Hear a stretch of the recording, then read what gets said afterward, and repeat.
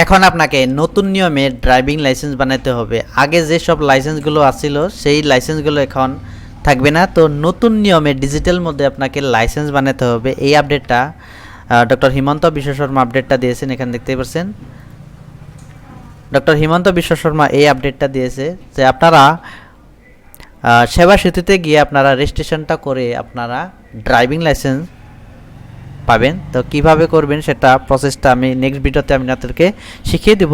তো সেবা সেতুতে রেজিস্ট্রেশন প্রসেসটা করে নেওয়ার পরে এখানে আপনারা এখানে দেখতে পাচ্ছেন new digital driving licence DSL সারথি। তো এখান থেকে আপনারা সেই লাইসেন্সটা পেয়ে যাবেন। তো সেখানে আপনারা একটি পিডিএফ পাবেন, ইডিএল অ্যান্ড ইআরসি লাভ, এখানে পিডিএফ রূপে পাবেন আপনারা। তো সেখানে সহজভাবে ড্রাইভিং লাইসেন্সটা বানাতে পারবেন। তো নেক্সট ভিডিওতে আমি আপনাদেরকে দেখিয়ে দিব যে সেবা সেতুতে গিয়ে কিভাবে আপনারা ডিজিটাল মোডে ড্রাইভিং লাইসেন্স বানাতে পারবেন। তো আজকের এটাই ছিল আপডেট। ধন্যবাদ।